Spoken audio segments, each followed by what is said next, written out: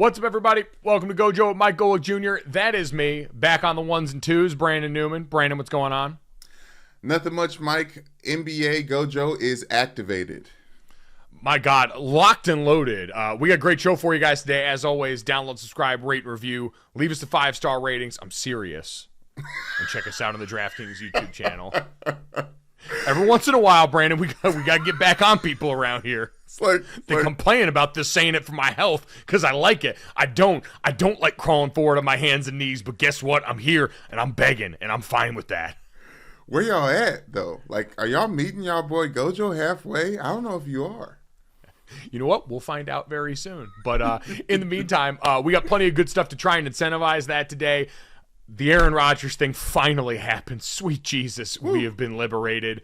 We also, speaking of the NFC North, got Kyle Long, former Chicago Bears first rounder, all-pro offensive lineman, joining us here. You can probably catch Kyle over on the Greenlight podcast with Chris Long, Bo Allen, who we had on last week. Kyle's also been a part of CBS's NFL coverage, and just a general, incredibly interesting dude. One of the, I think, the original bald, bearded white man of the modern era that the rest of us are all based off of, as we just continue to copy paste as time goes on. So we catch up with him a little bit about, being a dad now. He's got a 1-year-old daughter, about his draft week experience and what that was like. Our mutual offensive line coach, Harry Hiestand, who is one of the best to ever do it, college or pro. I had him at Notre Dame. Kyle had him in Chicago. We had to stop and compare notes to see how that went for everybody. And so just a great conversation with, honestly, Brandon, and I mean this sincerely, one of the freakiest athletes I've ever seen in person in my entire life.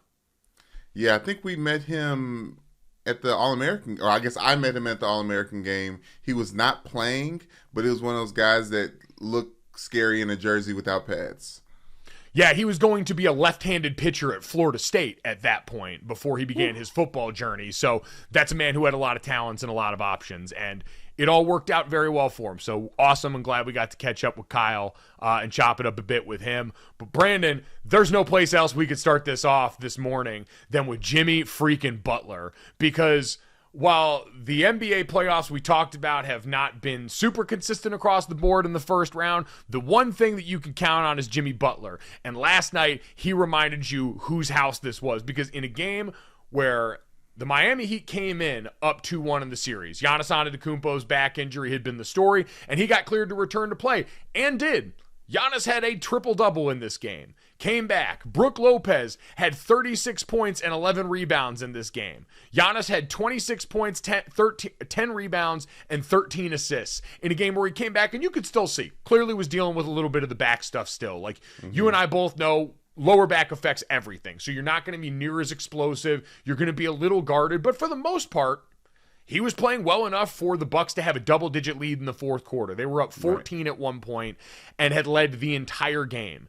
And then Jimmy Butler happened. Brandon, this stat line is patently absurd in a number of ways. Now, Jimmy Butler scored 56 points in this game.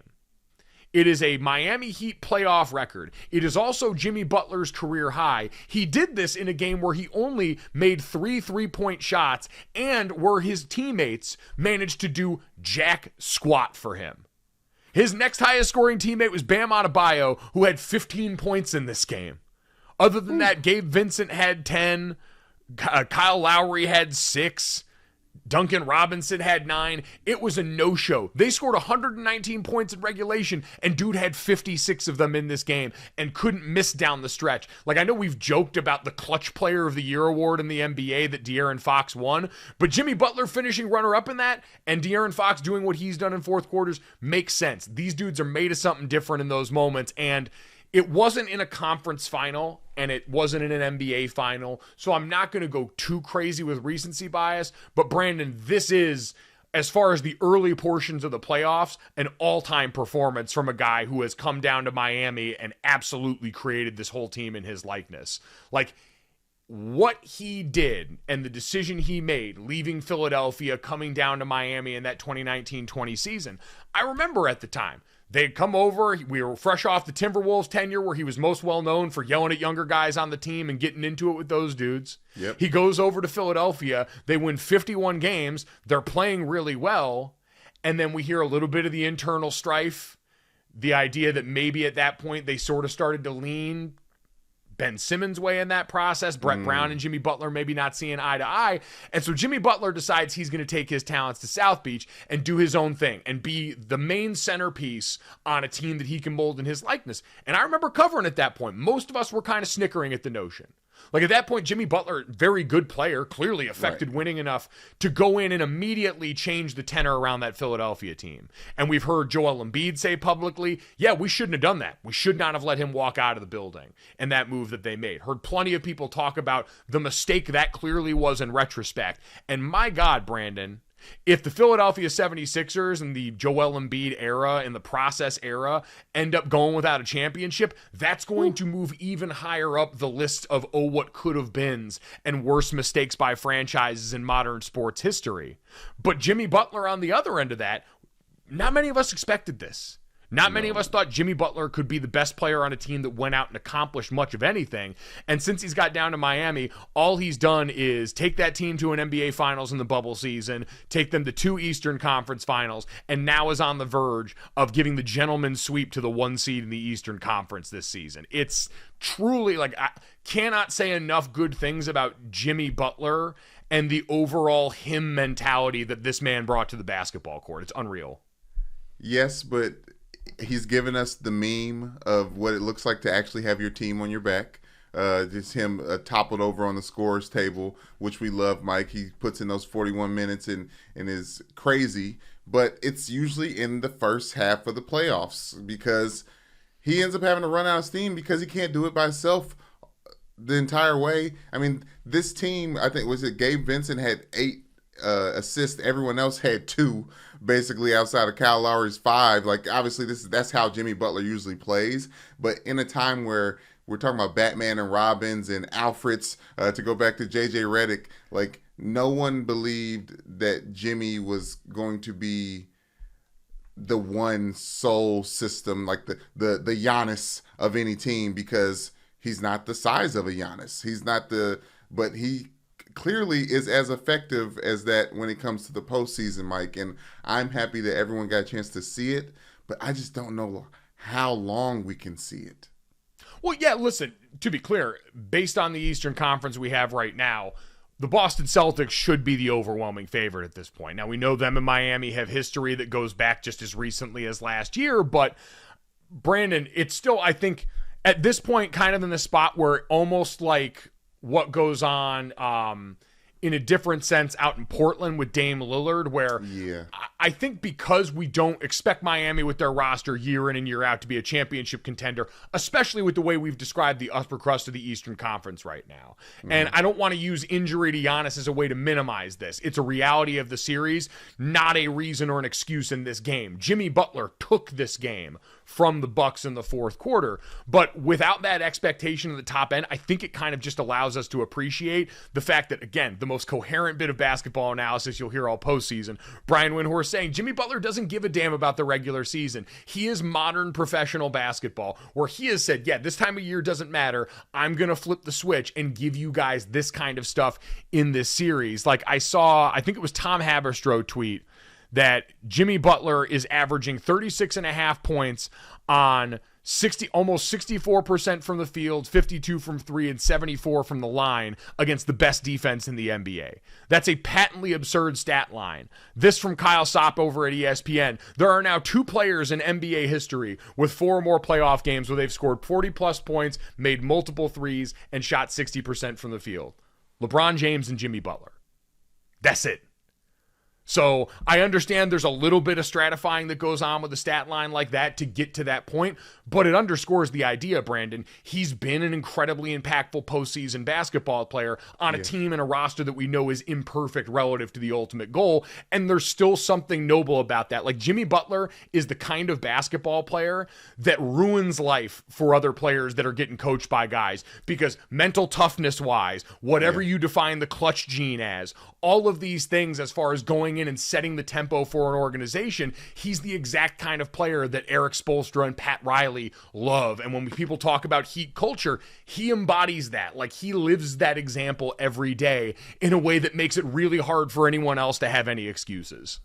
But that's the thing. The Heat usually go out and get that. Like they fell. Jimmy Butler fell in their lap.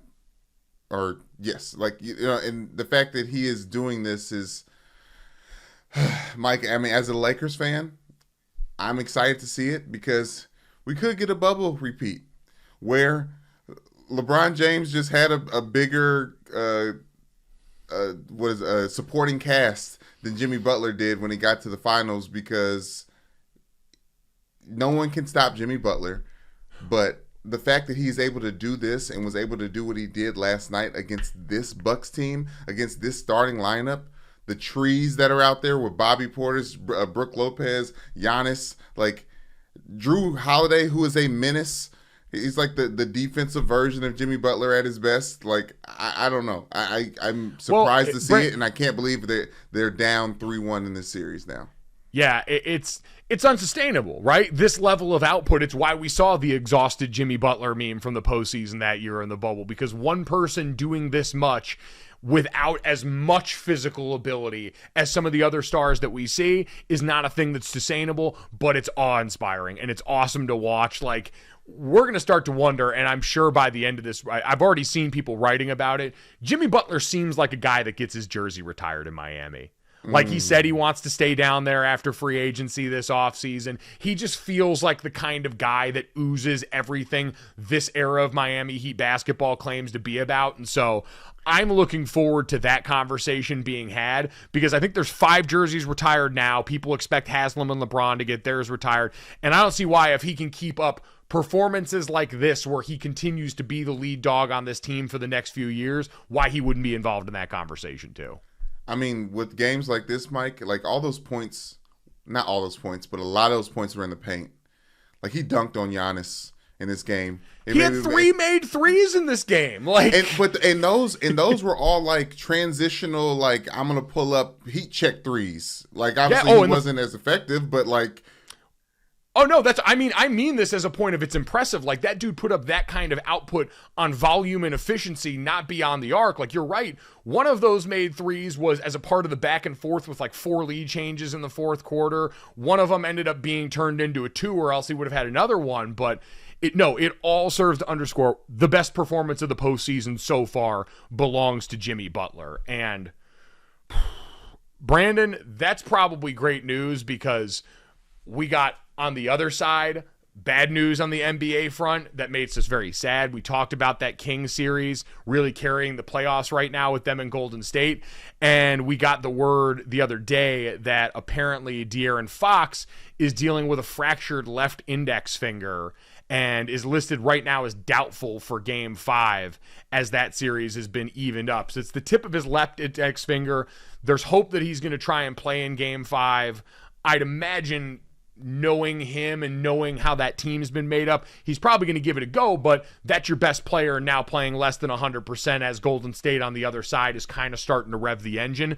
Doesn't make me feel good about that. And again, I wanted to preserve this series in amber because it had been so good and the basketball level had been so high, and I didn't want anything to mess with it. We survived the Draymond suspension. That didn't affect the Warriors' output on the other side. But now I just feel like this could be the kind of thing where the dam breaks for Sacramento now if De'Aaron Fox can't go out there and play at warp speed like we're used to.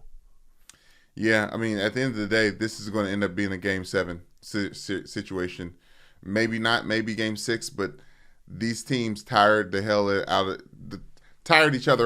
in the first round, where, you look at the other side with the Sixers not playing with their meat and and finishing off the Brooklyn Nets. Doc is so wild for that. We did not spend nearly enough time talking about how wild, horny on main Doc was. And considering his history of getting hacked on Twitter and liking a bunch of weird suspect adult content, I can't write this off as an accident. I just can't. No. People on Twitter, that's their business, Mike. It's very dangerous out there. But yes, I say, all I'm saying is, I think, and I hate to bring it back to the Lakers, who are playing right now and doing well against the Memphis Grizzlies, it looks like it's set up nicely for them. There's going to be some real fatigue from anyone that comes out of that series, but likely we know it's going to be the Golden State Warriors if De'Aaron Fox isn't there. Yeah, I mean, listen, for the NBA at large, it's a win either way. Golden State, Los Angeles in the second round, if that's what we end up getting, is going to be box office. Everyone's going to love that, but I just really fallen for this Sacramento team. I wanted to see them get the chance to go out with their shield or on it based on how they had attacked so much of this season. I take solace in feeling like this young core is set up for success long term, but we talked about it yesterday, man. Sophomore albums are really hard to write, and I hope that they can do this. But again, De'Aaron Fox is a lefty, and so it sounds like if he was going to play this game, he would have to do so with a protective covering on that. And for a guy who's averaging over 31 points on the series right now, that's a concern. They need him to be able to do that stuff. And so that's a bummer. Thankfully, Jimmy Buckets was there to make us feel something good in the first round after a day full of bad news like that. But Brandon, if you're in Milwaukee, the Brewers lost yesterday, the Bucks lost yesterday, and are now down 3-1 in that series. Life doesn't feel good. Depending on how you feel about the prospect of the future, Aaron Rodgers finally being traded to the New York Jets may feel like a win for you, even though it should also be kind of scary for people in Milwaukee. So for anyone that missed it, the Green Bay Packers finally freaking did it. Like, thank you, God, for ripping the Band-Aid off early in draft week so we didn't have this fouling up the first couple of rounds for news that we knew was going to come, but was still exciting to hear. Like, getting the moment where Adam Schefter broke the news on NFL Live and watching the faces on Mina Kimes and Dan Orlovsky, Laura Rutledge, Marcus Spears. It was genuinely fun because, Brandon, you've worked in live shows before. You've been a part of that. The energy's great, and doing it with Shefty, who's dual-wielding cell phones on set, got to be a rush. So we knew there was going to be a bunch of fun stuff that came up during draft week. This was the start of it. And I just want to say, for the crowd of people that were out there acting like, oh, the Green Bay Packers couldn't possibly have any leverage in this situation, and the Jets hold all the cards, explain this return to me. In the trade, the New York Jets get Aaron Rodgers, the Packers' 2023 first-round pick at 15, and their fifth-round pick at 170. The Green Bay Packers get the Jets' first-round pick, so at 13. So they swapped first-round picks, essentially. They get second-round pick at 42, sixth-round pick at 207, and I think one of the biggest parts of this, a 2024 conditional second-round pick that becomes a first-round pick if Aaron Rodgers pays 65% of the snaps for the Jets, which is an extremely doable number, barring some sort of major injury. Like, Brandon, they've got to move up in this year's draft. They pocketed 2 more picks in this year's draft, giving back a fifth-rounder, and could potentially walk away with the first next year. That's a massive win for Brian Gutekunst and company, who could have probably made this even easier on themselves if they wanted to wait till after the draft and cut off a bit of their nose to spite their face this season. But he came out and said after, we wanted to get these resources for the draft this year. They want to go out and clearly give Jordan Love the best chance possible to be successful and see if they can hit on three straight very good quarterbacks, drafting the way that they have, replacing the person currently at the helm sort of against their will. And so the Jets, I'm fine with you giving up that. Like, this is a good trade for everyone involved for how obvious it was in the situation from the outside looking in, since the Jets had already put up pictures of Aaron Rodgers in their house. They were having the kids call him dad. I mean, Sauce Gardner and all these guys have been out here dancing in the streets, ready for this moment, and were pumped when the day finally came. But I hope some of the people are willing to take their medicine on the fact that Green Bay absolutely had enough leverage in this situation to go out and improve their draft stock this year and give themselves some help in the future in next year's draft should things go the way everyone involved expects them to in New York right now. So big win for them. And again, for the Jets, you had to do this in the immediacy because the clock starts now. And so having this part settled, even if we figured it was an eventuality, still has to be a sigh of relief, because now they can go into this weekend with that done concrete and they can get going with the rest of their offseason, because, man, they got to hit the ground running. I know we've said it, but it bears repeating. This is, at best, you hope, a 2-year experiment for the Jets where they've got to try and get while the getting's good. So I'm just so glad, Brandon, that we're finally done with this. The thing is, we're not done, and that's the fun part. Like, this is a win-win for both programs, both franchises. The Jets get the best quarterback that they maybe ever had and maybe ever will have, depending on what type of Aaron Rodgers shows up in New York. And then the Packers get a lot of pieces for a really, really good draft class, Mike. Like, when it comes to defense and quarterbacks and wide receivers, it just feels like the timing was perfect for this. and Aaron Rodgers always kind of won it out, and for them to, not treat him the best on the way out. Like, this is all Aaron Rodgers telling us how it went down versus us being able to really see the receipts. This is perfect for both ends, and I think it makes for a very exciting draft, but an even more exciting season next year. Yeah, I mean, I've seen some people trolling about where Aaron Rodgers lies in the hierarchy of AFC quarterbacks, but this is a game changer. As much as people might feel weird about Aaron Rodgers, and as much as people might wonder if he's actually going to make it through an entire season, we talked about the reported fear that Woody Johnson, the Jets owner, had after the 90-10 comments about feeling retired on Pat McAfee's show that he made. But right. At the end of the day, you got a guy that's a year removed from 2 straight MVPs coming over on your team, that's got young talent in Garrett Wilson and Breece Hall on offense, needs to shore up the offensive line in the draft. And now, listen, the Packers get a little edge up in that spot, flipping from 13 to 15 based on how the draft board shakes out, could affect some of your ability to go out there and get more, protection for them. Also, you're probably going to want more pass catchers. Allen Lazard getting moved, and Delton going to the Jets in free agency this offseason. Like, you've got some things you still have to make happen in the draft, but we saw the way the defense performed last year. We know what this offense went through at the quarterback position.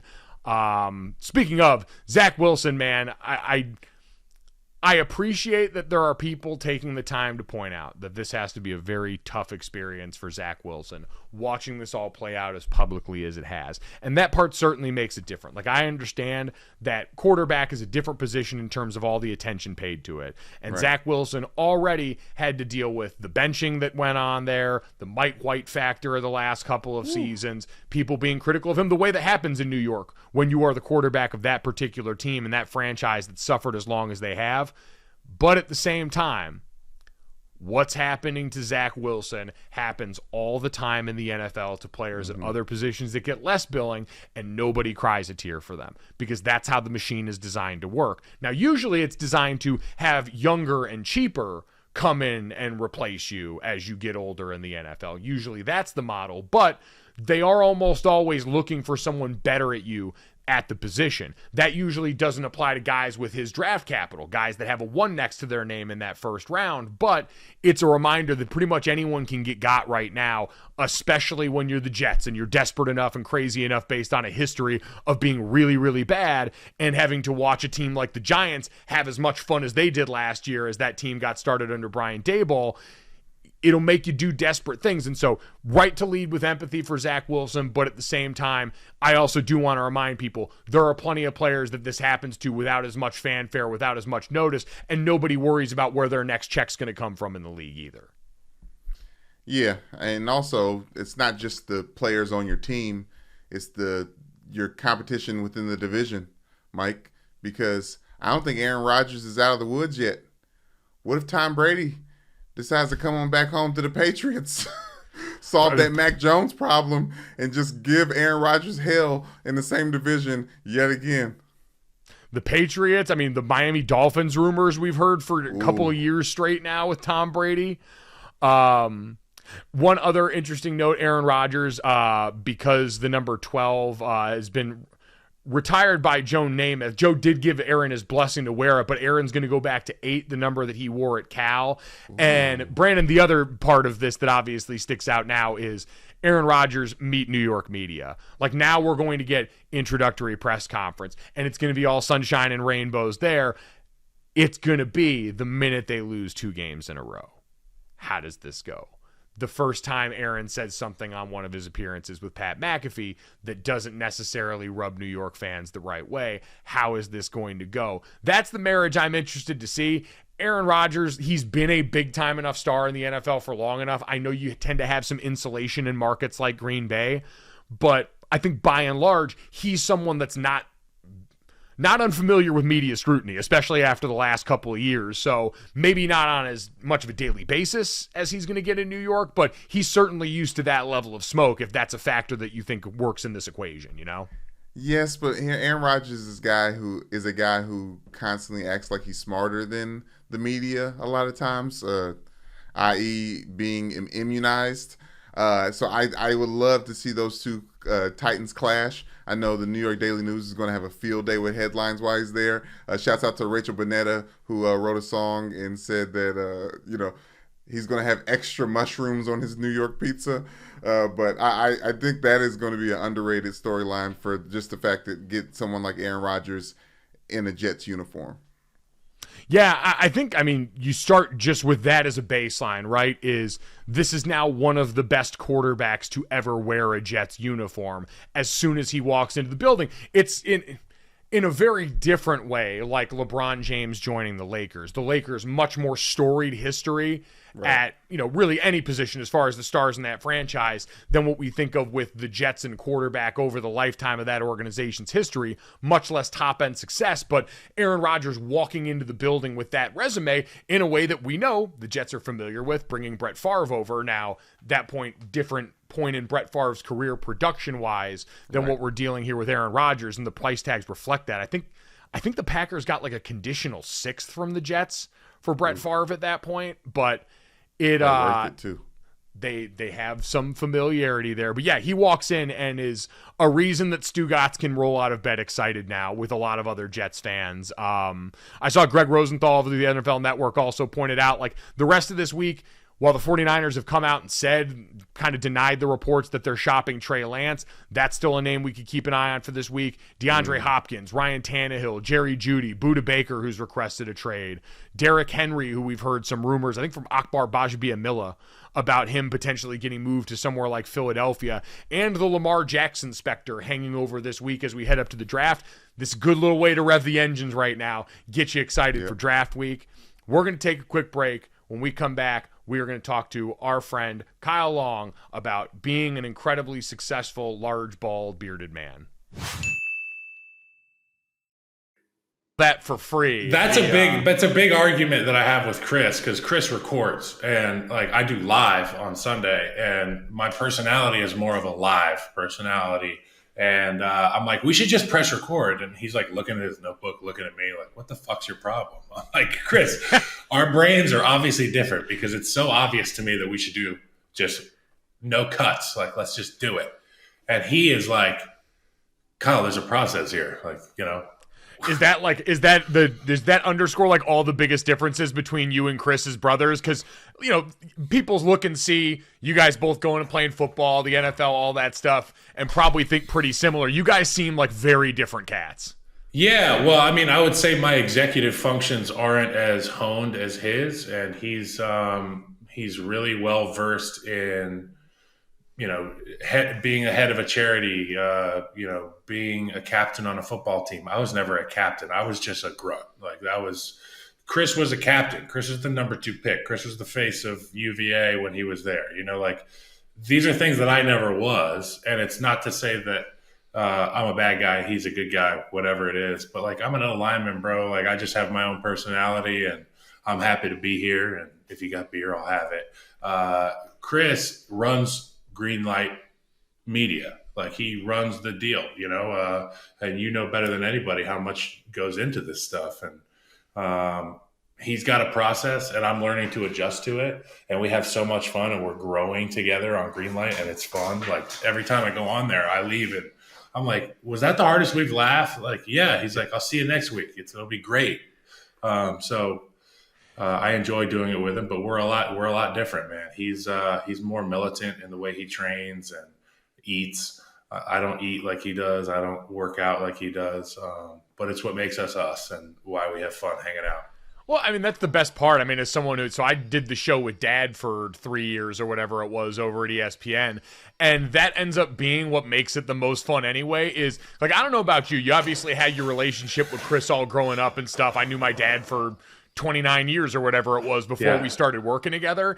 And you do even learn more in that day-to-day when you've got to have the work conversations together about certain things, whether it's logistical or the stuff you're actually going to talk about on the show. Like, has there been something that's popped up like that for you and Chris that didn't exist in your guys' relationship before you started working together like this? Well, we had never talked contracts before. And I remember, we go to Montana every summer, we're together. And I remember Chris pulled me aside and he was wearing a hat he'd never worn before. He was my boss in that conversation. And it makes it clear to you that, okay, I have to put on a different hat here too. This is what we're doing. We're role playing, like we're cosplaying as businessmen here. And I'm glad that we have a relationship as such that he can talk to me in that way and be honest with me. But then it's a very clear, like the veil is lifted when we're in studio. It's like unfiltered Chris, unfiltered me. You see us have disagreements on air, like we talk over each other, and it's real.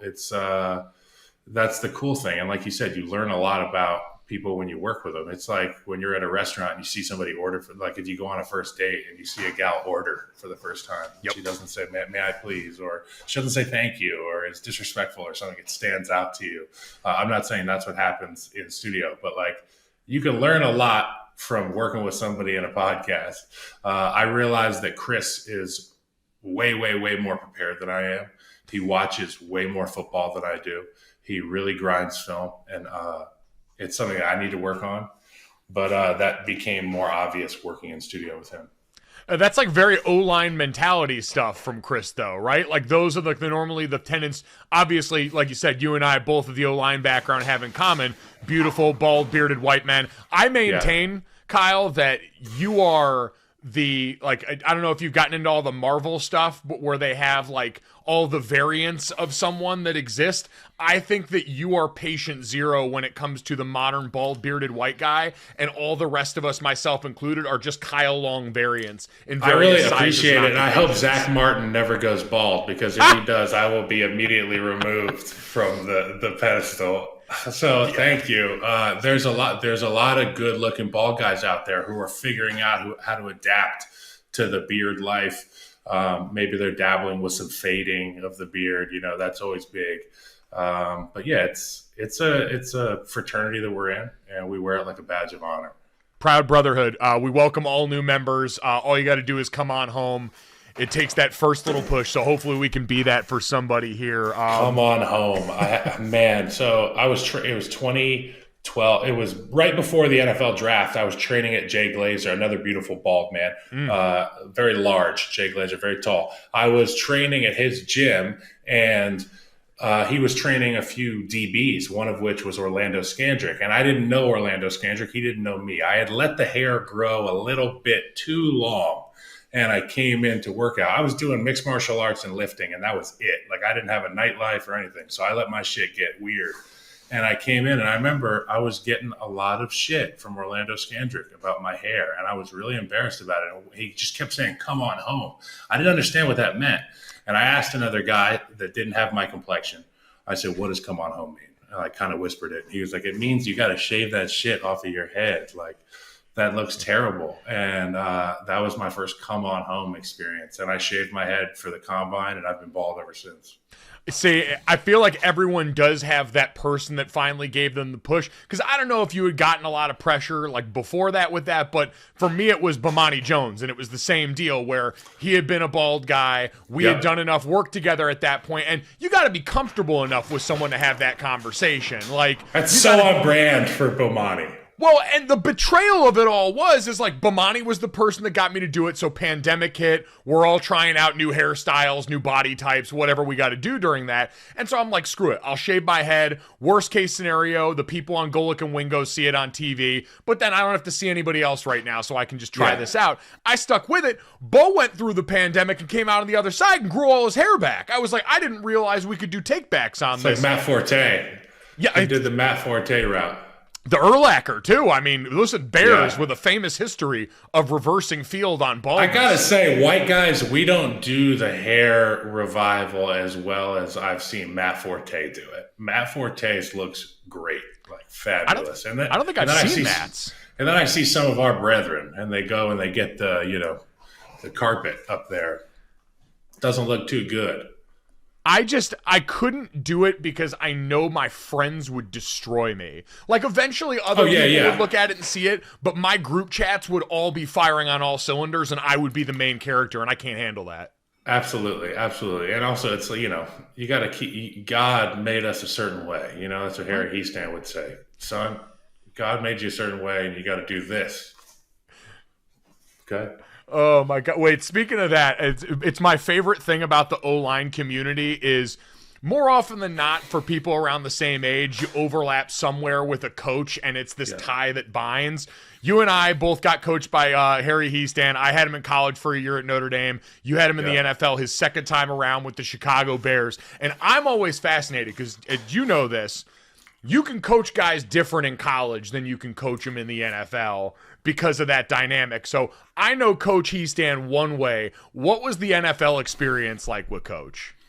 I will lead this off by saying you are one of the lucky ones that got to experience him in your very formative years. All the men that I've played with, and I say men when I talk about his students and his players, because they come into the building as men mentally, and they're ready to work and they're ready to learn. All those guys were prepared at a level I hadn't seen prior to meeting Hiestand guys. And then when he got to the NFL, when he was coaching me for the first time, it became very clear to me that there was one way that he was going to coach. And it was on me to deal with that, to accept that, really, not deal with it, to accept it. And, I just remember the first day of meetings, I sat in the front row. Since my first day of rookie camp, I was front left by the light switch, front row. And he walks up to the front of the board and he just starts writing something random on the board. And I can't see what it is because he's a square body and he's in front of it. And he's got his khakis. They're all up in the whiteboard. And when he finally turns around, it's a list of about 7 names. And for an offensive lineman to read these names, it was Zach Martin, Quentin Nelson, and others. And they were all going to be guys that could wear the gold jacket. And he's like, these are the guys that I coached. I coached these guys when they were this old. I coached these guys when they were this old. And, Olin was on the list and guys that he played with. So it became clear to me from day one that this guy was to be respected and not to be played with. Because he knew what he was talking about. And the level of physicality that Harry demanded from a group of men, even veterans, myself included, coming off of IR, lower body injury, he didn't care. He was like, if you are cleared to be on the field, which you should be because you had 6 months, and a weight room and a training staff, he's like, you telling me, and he gives you that look. He's like, you telling me you can't, Yes. You know the look. 100%. It's you've got more than enough here. Why aren't we already back on the field doing that? That stretched my work capacity enormously when he got to the Bears because he demanded one-on-one drive drill effort every day. You were going to be hitting your own offensive lineman full speed, chin to chin, and it was either you were going to dig him out or he was going to dig you out. And that's how you started NFL practice every day. And I remember the first teams that we played, it was like, damn, this stuff works. It really works. And I also remember at the end of the year thinking, man, my body fucking hurts. Yeah. And I kept thinking to myself, I wish I had him when I was 18. I wish I had him for 4 years in college as like a drill instructor. Like, you remember in Rambo First Blood, they had to call the guy to go get Rambo out of the woods. Yep. Like, that guy trained Rambo in his formative years. Like, he was with him in his formative years. And when you think about guys like Zach Martin and guys like Quentin Nelson and, Ronnie Stanley and the likes of McGlinchey, these guys' formative years were with the best drill instructor on the face of the planet. Not just for offensive line, but leader of men, like somebody who's going to show up consistently every day. And you can still see the players from Notre Dame coming out that are hairy guys. They're still there. He's still left his mark on it. And he's somewhere in Maine right now, eating a bologna sandwich, maybe watching film, writing on a legal pad. But it was an experience like I had never had before with Harry Hiestand. He was an amazing guy. I wish I had more in the tank for him. Well, and like you said, we got him at such different points career-wise, and I don't know. I think that's a fascinating way to look at it because for most people, I try and explain O-line's like one of the most technical positions that exists in sports because everything you're doing is unnatural. You're going backwards. You're doing all these things that have to be so specific. It's like O-line and defensive backs to me look like the most unnatural things you got to do on a football field. And so much of that's required. So you're right for that. Like I got lucky to have him when I did. It informed the way I watch and think about football now. For you, like, what was the process like your formative years? Because you're one of the best athletes I've ever seen in person, like at any position. I appreciate it. What you bring to that between that mentality-wise. So for you, obviously, you start off your journey at Florida State. You end up going the JUCO route after that. You wind up at Oregon for the one season. And then you're the 20th overall pick in the NFL draft. Like, in the middle there, what was your O-line foundation like? Like, what do you remember being the things that you had to call on when you needed them? That's a good question, Mike. And I remember vividly being at junior college. My first year at junior college, I was a defensive lineman, and I stunted inside when I wasn't supposed to stunt, and I did whatever I wanted, and they benched me. I was a backup player. The first game that my parents came to, I didn't see the field in junior college, and I was probably the number one D end in the country in 2008 at a high school, and I didn't see the field in junior college. And I learned my lesson there to be more selfless. Second year, I got to play offensive line, and we were lucky enough to have a guy by the name of Jackie Slater, who came to our practice one day, and I didn't introduce myself to him. I just wanted to learn from him. I know that him and my dad had biblical battles. As my dad would describe it. Battles of biblical proportion is what he says. And I just remember Jackie talking to the offensive line group, and he said offensive line's about two things, moving laterally with great efficiency and giving ground grudgingly. And it was like, okay, like that I can hold on to. Like all the other stuff, ladder drills, all this stuff. He's like, be quick like a cat and be mean like a fucking dog. You know what I mean? And that's what makes elite offensive linemen is the ability to dance with Von Miller and the ability to sit on a guy like Van Ness coming out who can long arm you, to be able to pry that arm up, to be able to get your hands in there. And as a young offensive lineman in my formative years, Jackie Slater saying that to me was something that really helped. It does help to simplify what times like feels like a golf swing playing O-line. So to have a couple of things like that to go back to, it's basketball defense, right? Right. The quarterback is the basket.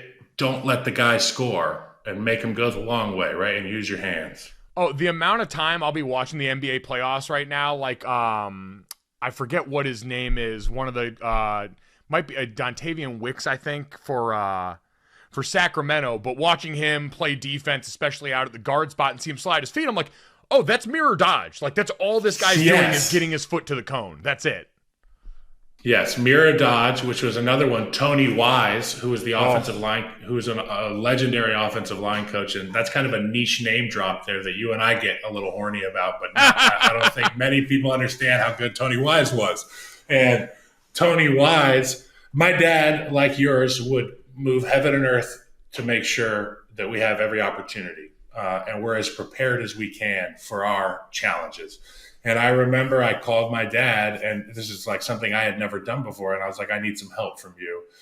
I don't know how to train. And I didn't go to Exos or, Duke Manyweather wasn't training guys. You know what I mean? Yeah. So I was like, I don't know where to train to get ready for Oregon. And when I trained to get ready for Oregon, it was with Tony Wise. We flew him out to Orange County, and we did literally, he grabbed a kid out of the weight room.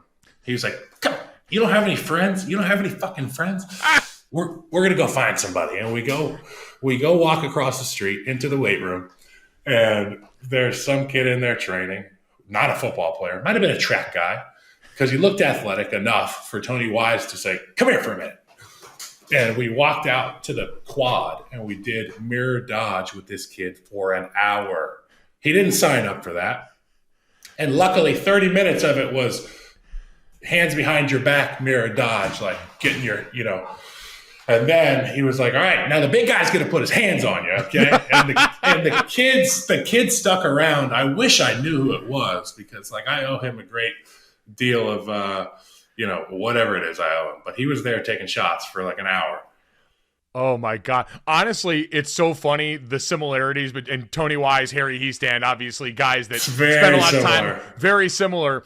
Hiestand did the same thing. I came back the summer in between when I was picked up as an undrafted free agent by the Steelers and going out there for training camp because they had put me at right tackle in rookie minicamp. I'd never played a down a tackle in my football life before that. So I came back to Harry and I was like, hey, can you help? I need some of the tackle drills that you used to put these guys through. Can you help out with that? And as I'm going out to the field to do all of this, all of a sudden at that point, I think like true freshman or redshirt freshman, Mike McGlinchey comes by, who ends up being a first-round pick, just had a nice payday with the Broncos for anyone that doesn't know. Yeah. An absolute mountain of a man. Him and Hunter Bivin, who is another O-lineman, same class, are walking by going to summer school class in flip-flops, khaki shorts, and shirts. And Harry were walking out to the field. He pulls them out there and proceeds to have these guys go through mirror dodge barefoot for the next 45 minutes. And they're freshmen, scared out of their minds, trying to make sure that they're impressing coach, going balls to the walls in their school stuff. And me and one of the trainers are dying laughing going on the other side because there was nothing he could have asked them to do that they wouldn't have done in that moment. Same way as the kid in the weight room.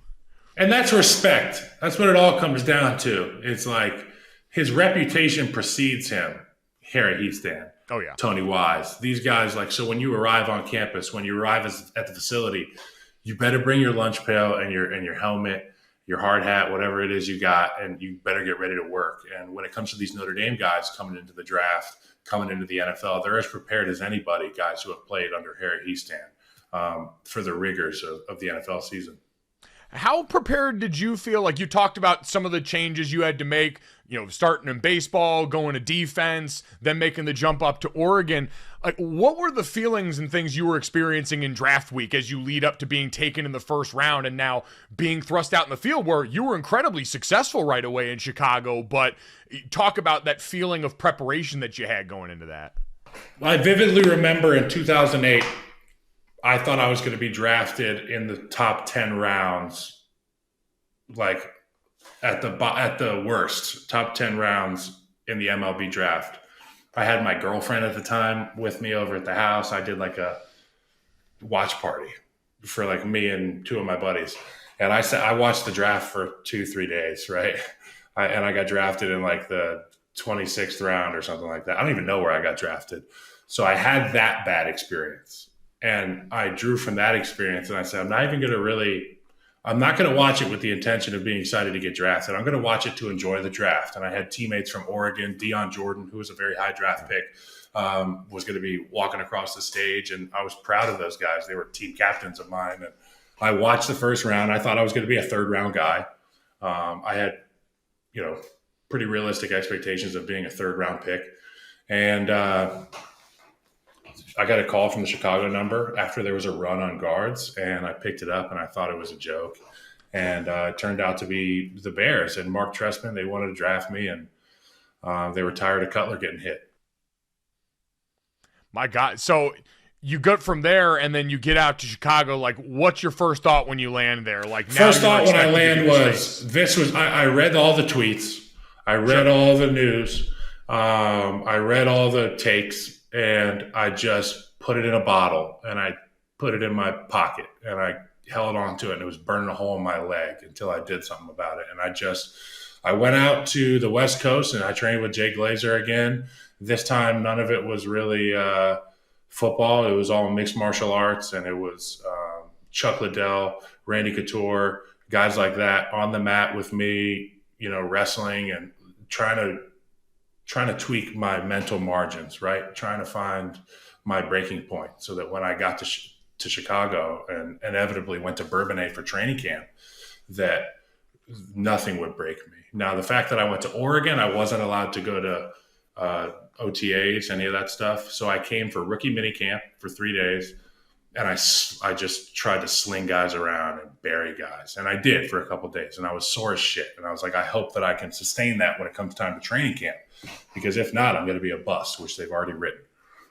Stretch, reach, whatever. And I showed up to training camp, and we're in a huddle for the first time. And I had never done that. And the cadences, as you know, are extensive and multiple. And the crowd is there at training camp. And it's like nothing I'd seen, really. And I have like 2 false starts in a row in my first period. Like play 6, period 1. Kyle, you're going to go get 2 reps. Are you ready? We're running ride 35 wham, and we're running ride 34 bob. Okay, you got it? Ready, break. Go out there. So, I jump. Charles Tillman, it's dead silent. You can hear a pin drop after the false start. Charles Tillman goes, "Give them their money back." Oh, my God. And I'm like, so it's like a little panic mode here. Sure. Day one, I'm getting tested, but I showed up the next day, and I tried to fucking put my helmet through somebody via their neck. Like every play, I was trying to be the most physical guy on the field. And by the end of training camp, I had established a bit of an identity for myself and a role for myself within the offensive line. And I remember one of our guys, who I'll remain unnamed, he went the wrong way and he got yanked, and they're like, "Kyle, get in there, right guard."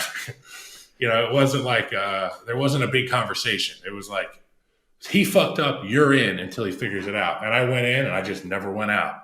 And it was the same guys that were laughing at me day one when I couldn't pick the mic and film. We laugh about it now, but I'm like, "Hey, you fuckers made fun of me pretty good there for a bit. Get your shots in." Yeah, but like that, like you said, that's kind of the cold world of pro football, where it's gonna happen that quickly, and you're ready when your moment's called upon, and you make it happen from there. I'm curious for you now on the back end, because obviously you got to live it out at a high level. You went back and did 2021, the stint with the Kansas City Chiefs, coming out of retirement and going back to do that. Where are you at as far as like the competitive juices now as an adult? I know you guys do the Green Light Softball League, and you've got that sort of outlet for it, but do you still feel like some of that draw? I know for every guy on the back end, it's different, and you actually went back and tried to do it again in Kansas City. You tried to go back and recapture some of that. So how do you feel like satisfaction-wise on the back end of all that? Yeah, well, it's like when my daughter grows up and faces hard times, she's probably going to follow the example that she was taught. And, when I fell off the horse for the first time in Chicago, well, really, I fell off the horse 4 times in Chicago and got back up. But when I fell off the last time, it was like I put the horse in the barn and I walked away. And you're laying in bed thinking about that horse at night, and you want to ride it. And I went back and I did it, and I got bucked off and I broke my leg. Last day of practice in the spring, I was the 1 right guard with Kansas City in the huddle with Patrick Mahomes and Travis Kelce. I was living the dream goal that I had set myself for that period, was to get back on the field. And I was playing well, Mike. Like, I was playing well, and I just got rolled up in shorts. And, it was just a wrong place, wrong time type deal. And I remember being in the training room, and Andy Heck comes down there after practice, and I'm in there. I had shattered my leg and hyperextended, all that.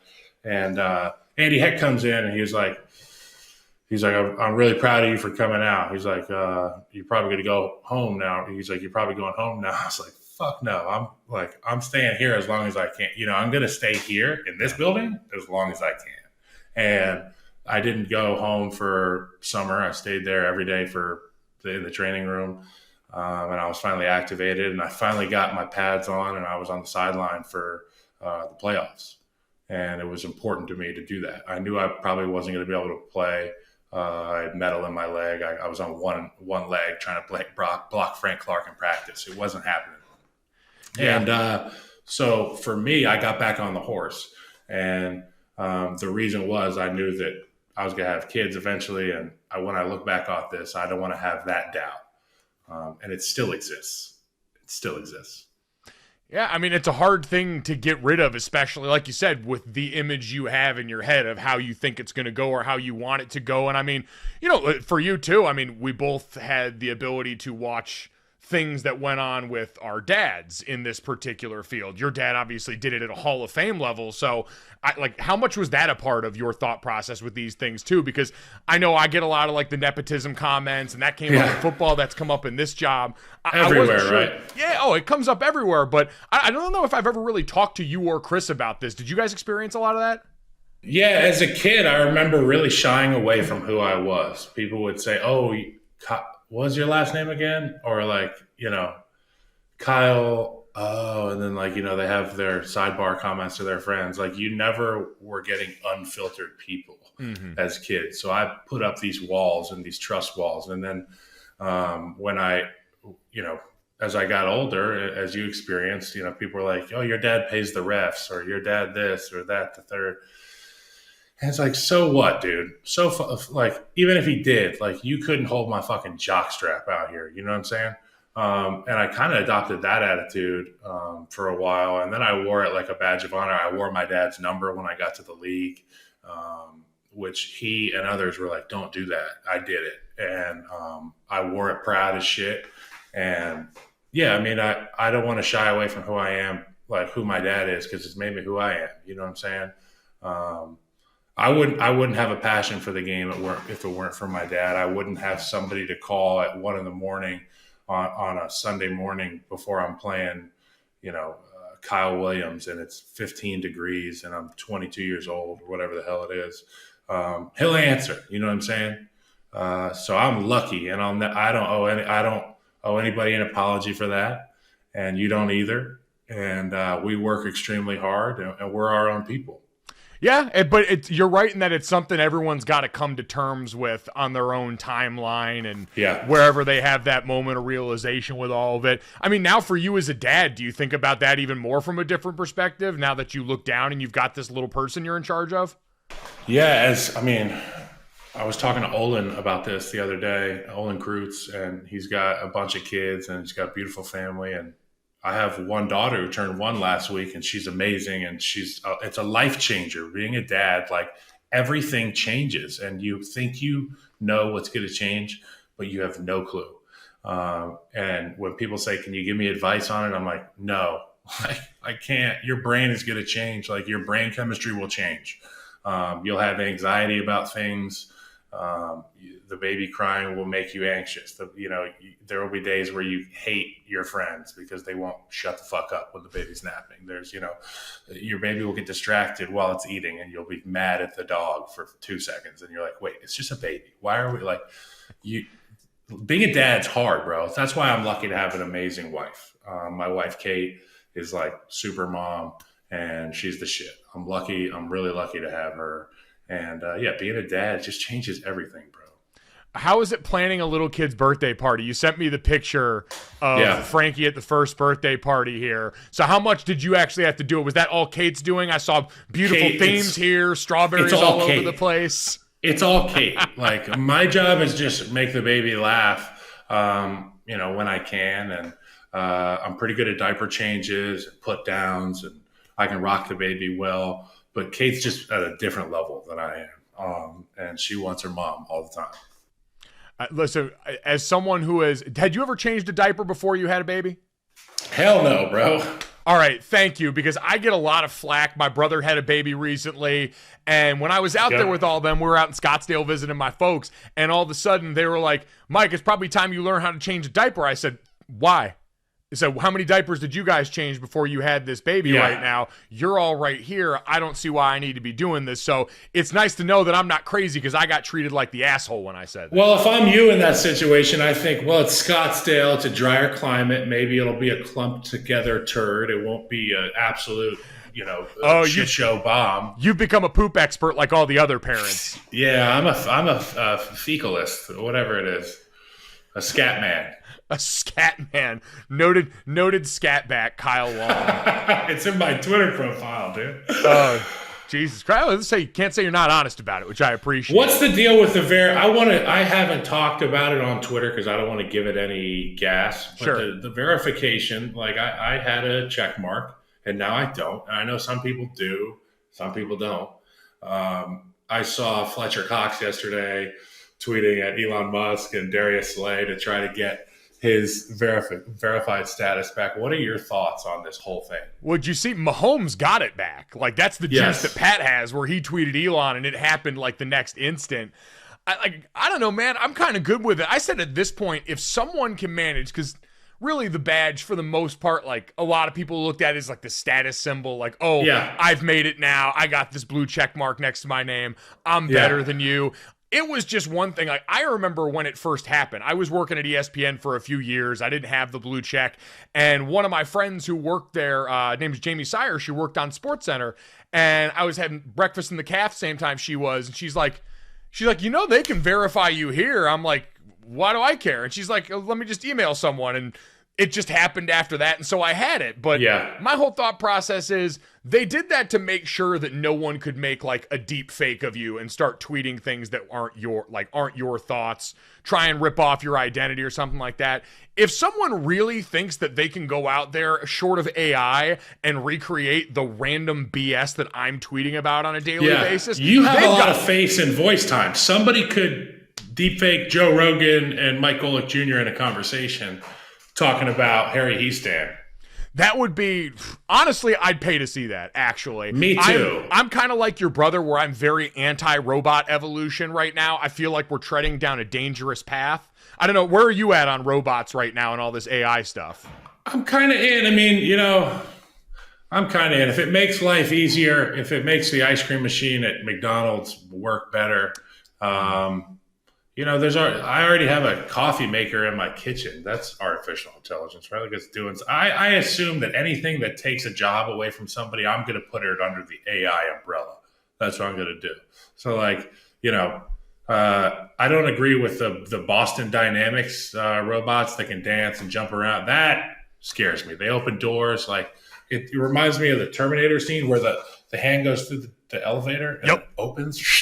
Like, that's what I want to avoid. But if it's going to make life easier, if it's going to help elderly folks, if AI can help in some way with kids with physical, you know, disabilities, or, you know, I don't even know. I'm not really well versed in it, but there's got to be some good uses of it. No, there definitely is. I've seen stuff about how using certain AI programs, they can find cancer cells in people sooner than they would have otherwise. You're right. There's a bunch of great side effects to all of this. But there's a lot of funny shit to think about too. Yeah. Like, you know, I mean, there's stuff that I'll even avoid for this pod, but yeah, know exactly where your brain's going on that one. 100% makes sense. Yeah. Could affect certain industries more than others. I think a lot of industries going to be affected. Okay? A lot of industries. Where are you at? Andrew Tate will be out of business. He will no longer have a monopoly. He will have robots put him out of business. Honestly, don't hate that. Then maybe I'm a little more pro AI than I imagine. Pro AI. Do you miss your blue check mark at all?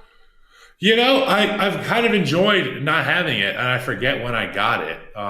The one thing I do appreciate about the blue check mark is that a lot of the journalists, particularly the capital J journalists, are verified. So you can filter by verified if you're looking for interaction with your tweet or anything.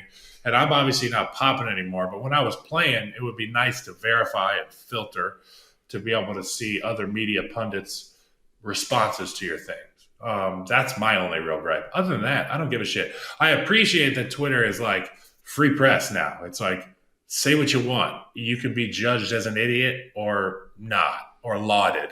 But I think that that's like a core premise of the whole speech thing, right? Is say what you want and let us call you a fucking idiot.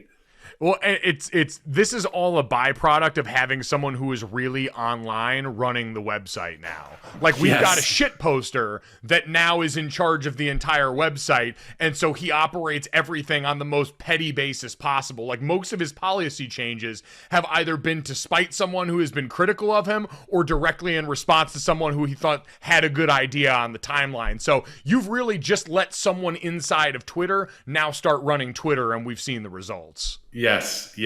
And to be honest, like, it's the Wild West. It feels like Reddit or like, you know, 4chan or something like that. He is the hierarchical, you know, Discord mod. He's like the highest level Discord mod. If any gamers are out there listening, you know exactly what I'm talking about. The guy who allows people in the server, kicks them out. all that kind of stuff. I think he really enjoys being the moderator for the internet, because that's what the Twitter app is. It's the internet as we know it. It's what I engage with the most during the day, and I know that I'm not alone. No, not by any shot. And it's going to get a huge stress test. Like I joked last week that Nick Nurse getting fired by the Toronto Raptors was like our first test of, all right, how are we going to absorb news now in a world where Ballsack Sports and all these sites have already been getting us, like you said, the big J journos who constantly get got by these fake outlets putting out news. Now, if we remove that barrier for all these people, we really got to be careful, because we're coming up on draft week where Aaron Rodgers could get moved this week. The Lamar Jackson stuff could come to a head. You got all this smokescreen stuff about the draft picks going on, and you're going to have everybody on their toes, not sure where they're getting their news from. Yeah, it's the Wild West. You better, read something, call a friend, ask another friend, and then go back and check Twitter again before you report anything. And there's just the dangers of the internet, dude. It's a good reminder to me. I don't know how you feel. I saw you tweeted something a while ago about how you hate group chats, right? Yeah. So I actually think this is one of the instances where a group chat becomes really useful, because in a lot of my like text message relationships, I got a couple of friends that I can go to when I'm getting ready to fire something off that's a little bit spicy, or if I want to confirm that I'm being duped by the internet. And so I would say, when in doubt, if you're not sure about a tweet, you got to fire that into the group chat first, because having like 8 people laugh at you is a lot better than having like the entire internet rise up and dunk on you. Well, the main thing I don't want when I'm thinking of something funny, and that's what my Twitter I try so hard to be funny, and I'm not funny. And sometimes it comes across as not funny and just offensive.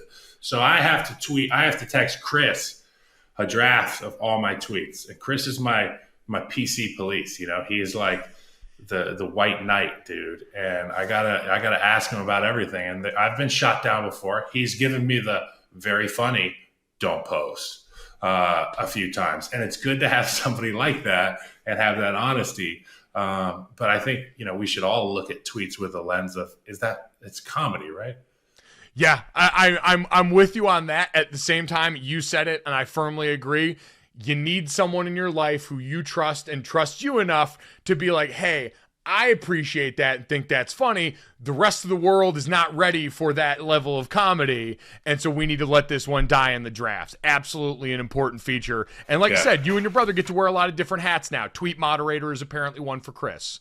Yes, and it has been for a while. Ever since he retired, he was like closely moderating my Twitter even more, and I got spicier at the end of my career. I got older and spicier on Twitter, and he was like, dude, fucking delete that right now. He's like, whatever you're doing, stop doing it and delete your Twitter. Oh my God. You know what? That's probably worthwhile advice for all of us on God's internet. Stop. Yes. Get help. The Michael Jordan gif get help. Get help. You sound crazy. By the way, you can follow him at Kyle Long on Twitter with the L as the one, the first L, which is always an important byproduct there.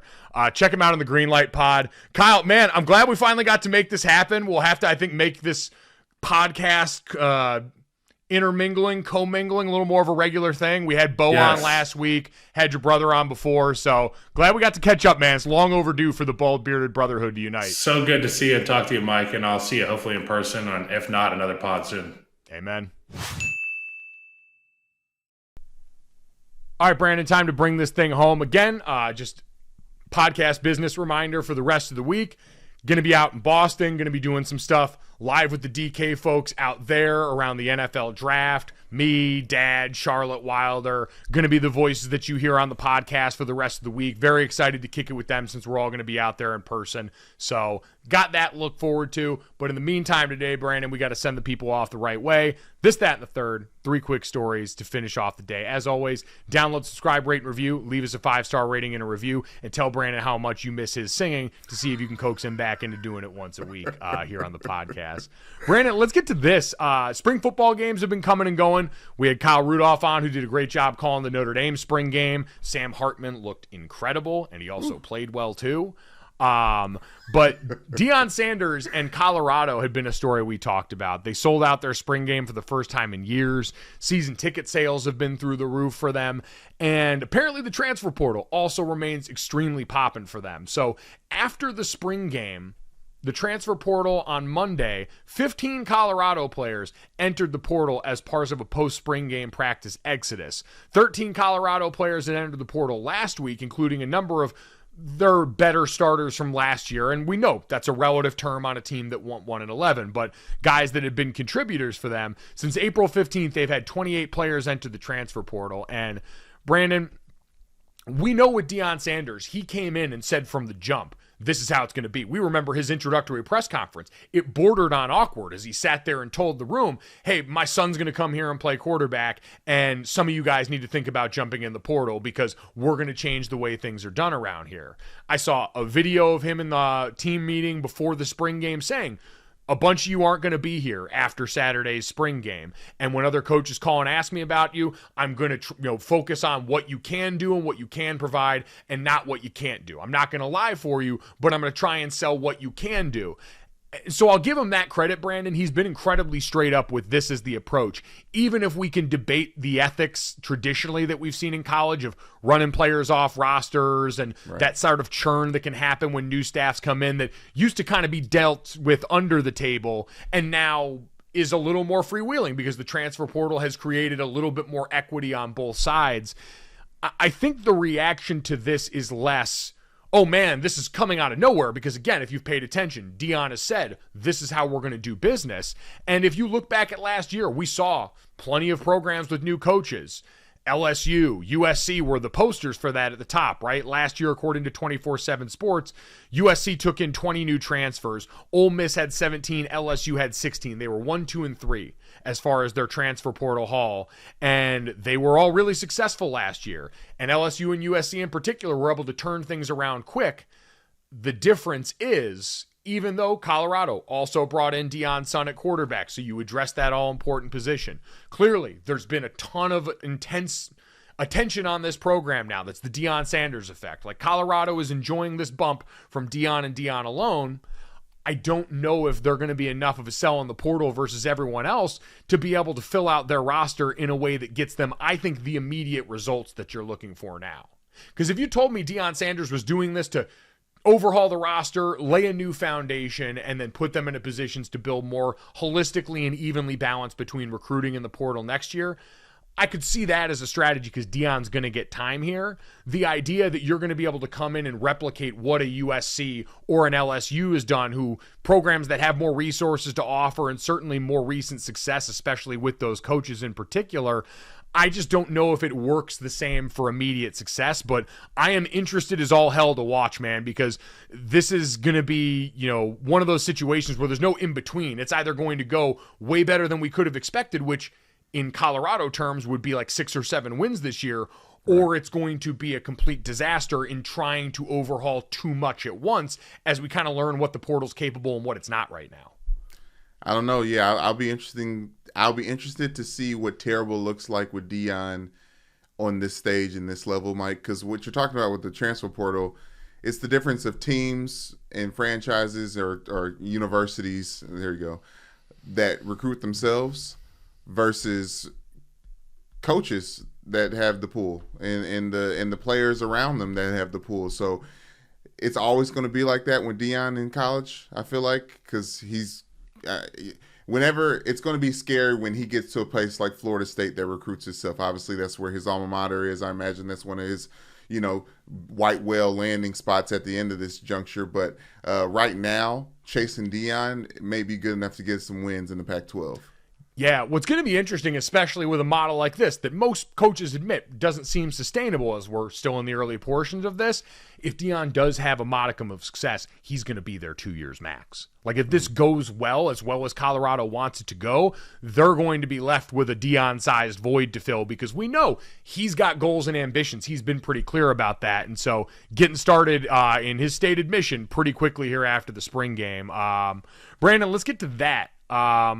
The Houston Rockets made a hire as well. The Houston Rockets agreed to the deal Monday. to sign Ime Udoka, the former Boston Celtics head coach, 3 months after he was suspended for an improper workplace relationship. And so now he's going to be back on the court, Brandon, in a way that we all pretty much saw coming. The Celtics did a great job rebounding from that situation. Joe Mazzulla and his hire, and now Ime Udoka is going to have a big challenge on his hands, going to a place that's really sold by young players and cap space as much as anything else right now. They got a nice young roster right there, Mike, and entertaining basketball players. I don't know what I don't know basketball well enough to say what he can do with that roster, but it's enough interesting names in one room to make me pay attention. Yeah, it certainly is. And again, with his cachet as a coach on the court, ignoring the impropriety off of it, this is someone who people look at and say these are capable hands to mold whatever comes next for the Houston Rockets. Brandon, let's get to the third, and shout out to your wife, Michelle, shadow producing the show as always, yes, for passing along this incredible article. American Airlines passenger allegedly urinates on other passenger mid-flight. There was a passenger who was inebriated on a flight from JFK to Delhi, and at some point along the way, there was an incident, 2 passengers getting into an argument, and apparently one of these people decided to pee on the other. Now, they were both greeted by authorities when they got off the plane. But, Brandon, this is the second time that this has happened in the last month on this exact flight path. So I don't know what it is about this particular flight that makes people ready to go to war with their own urine. But we need to figure out and put a stop to this. Like, weaponized pee is something I was not prepared for on airplanes. Not in the echo chamber where babies yell. Mike, we can't get into a pissing contest. Quite literally, in a time where you're supposed to be, I don't know. I feel like the thing about airport travel is, Mike, and one of the reasons why you're so good at it, is it really is about community. And if there's someone that's going to be to wear the scarlet letter or be the charlatan of a community while up in the air when we're trying to all like look out for safety, I don't know, whipping out something and urinating, because obviously this is a thing that only men can do, is pee on each other in a way that is I was going to say just insulting. The requisite equipment doesn't seem to be there in the other version of this, but it's also like, as far as disrespectful fluids, it's way less efficient than spitting on someone, which is foul as all hell, but it's easier to do. You've got the element of surprise on your side because you can muster that up quick. Like, to pee on someone, you've either got to be coming at them without their knowledge, or if this is a straight up disagreement, if you're sitting next to each other, I don't know how you're not the other person a little bit more prepared once you see them reaching for the equipment that's needed to do this. Like, at that point, all bets got to be off. In most fights, I'm not going to go for the groin shot like an NBA player in the first round. But if you whip it out to try and pee on me, I'm basically going to try and kick your dick off. Okay, Mike, I'll flag that. But I was going to say you got to reach for the gun in that situation. Like, shout out to the Detroit defense self-defense guy. Like, you got to reach for the weapon and try to fight with it, because like. But also on the other end, I don't know if you have to do that. By the way, I'm gonna give myself the foot there as a little bit of distance between that. No. Like, again, word to Doc Rivers, I don't want to be out here playing with meat. Mike, I'm not done yet either. Also, when it comes to spitting or peeing, I mean, one got to feel a lot better than the other one, right? Like, we all take warm showers, right? Like, I feel like the assault of getting spit on is much more of like an actual hit in the face than it is of like kind of just, it feels like a nice little side hug. I feel like getting peed on is like a nice little side hug. So I will say pee is at least sterile, so it's got that going for it. It's less viscous, so it's got less of like, it's less clumpy than spit. Spit's pretty nasty like that. True. But I don't know. It's one thing, like, I'm not here to yuck anyone's yum. What people do in the comfort of their own bedroom, if that's what everyone signed up for, is totally their business. But this is surprise pee, and it's clearly non-consensual pee, and so that we can't endorse. And I don't feel like that's going to be a great time. You're actually weirdly right in that it may truly be like getting spit in the face. But man, getting peed in the face too is also like For some reason, spit feels a little bit nastier now that I'm thinking about it. It does. For some, like you said, the sterile was a big part of it. Like, obviously, you have that smell, and anything on the airplane above altitude just feels like it's too aggressive. But getting peed on is just like, that's just disrespectful to the entire plane. Getting spit on, disrespectful to that individual. Yeah, that is true. The pee, a lot less control. Now the cleanup crew's got even more to think about it. The next person that sits there is going to know pretty soon into their flight something wicked this way came. Imagine that popcorn on the floor now for Anthony Bass. That's what we needed. How is there no one taking pictures or video of this altercation going down in the flight? We get pictures of babies and their dirty popcorn, but we can't get apparently one of two piss fights on these flights. Doesn't make any sense. How did the internet fail us in this moment? You're absolutely right. This is absurd. It's a travesty, a sham, and a mockery. It's a sham mockery. At Gojo Show on Twitter if you've got a video of the pee fight that went down on this plane. As always, make sure you download, subscribe, rate, and review. Leave us a 5-star rating, and check us out on the DraftKings YouTube channel. Thanks so much. We'll talk to you tomorrow. Boom. Money in the bank.